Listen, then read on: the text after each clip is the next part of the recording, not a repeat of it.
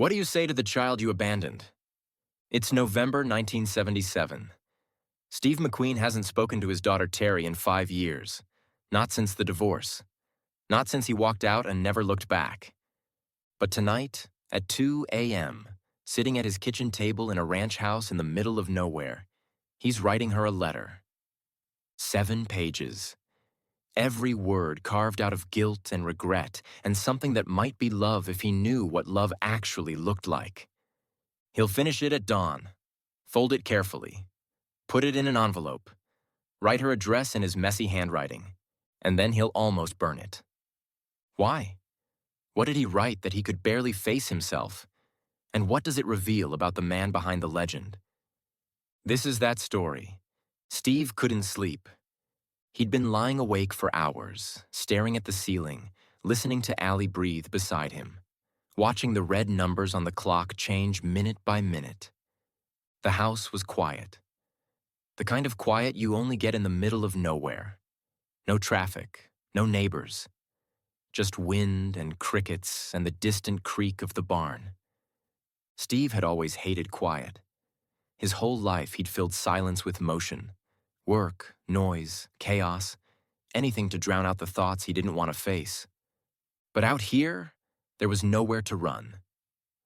Tonight, the thoughts were about Terry, his daughter, 21 years old now, living in Los Angeles, working as a photographer, building a life that didn't include him. They hadn't spoken in 5 years. Not since that last dinner, the one where she'd asked him why he left. And he couldn't give her an answer that made sense. He'd sent birthday cards, Christmas gifts, money, all returned unopened. Steve didn't blame her. At 2:27 a.m., he gave up trying to sleep, slipped out of bed so he wouldn't wake Ali, pulled on jeans and a t-shirt and walked barefoot into the kitchen. It was a simple kitchen.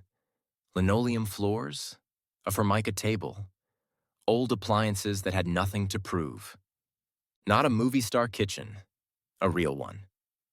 Steve made coffee, stood at the counter while it brewed, looked out the window at the darkness.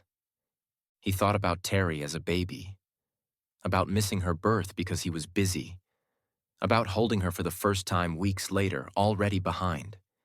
He thought about the birthdays he'd missed, the school plays, the ordinary Tuesdays that mattered more than any premiere or award. He remembered the last look she gave him. Not anger, but indifference. That was worse. He poured the coffee, sat down at the table, and without really deciding to, he started writing. Dear Terry, it's 2:30 in the morning and I can't sleep. I've been lying awake thinking about you, about the last time we talked, about all the times I should have been there and wasn't. I don't know if you'll ever read this. I don't even know if I'll send it, but I need to write it anyway. I've spent my whole life running from things that scare me, and tonight I'm tired of running. Steve stopped, read it back. It sounded weak, self-indulgent, but it was honest. He kept writing. I'm sorry. I know I've said that before, but I need to say it again. I'm sorry I wasn't there when you were born. I'm sorry I missed your birthdays. I'm sorry I was always on location or in meetings instead of being your father. I'm sorry I chose my career over you, over your brother, over your mother. I was selfish and broken, and I didn't know how to be what you needed. His hand trembled. He set the pen down and drank his coffee. It had already gone cold. Outside, a coyote howled. A lonely sound. He picked the pen back up. I want to tell you why I left, why I walked out, why I couldn't stay even though I knew it would hurt you. The truth is, I don't really know. I could give reasons, that your mother and I grew apart, that the marriage was already over. But those are just words. The real truth is uglier. I left because staying meant becoming someone I didn't know how to be. A husband, a father, a man who put someone else first. My father left before I was born. I never learned how to stay. I only learned how to run. And you paid the price for my cowardice. Steve closed his eyes. He remembered Terry at 7 years old, 1966, Taiwan. He was filming the sand pebbles. She ran to him at the airport shouting, "Daddy!"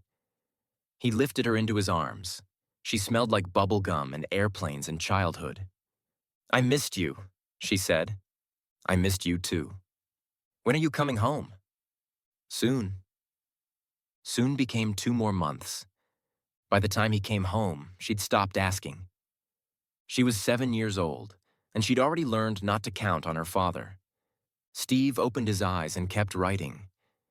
"Even when you were right in front of me, I was somewhere else. Thinking about scenes, about work, about myself. That's who I was, someone who couldn't be present even when I was physically there. I told myself I was working hard for you, to give you a B,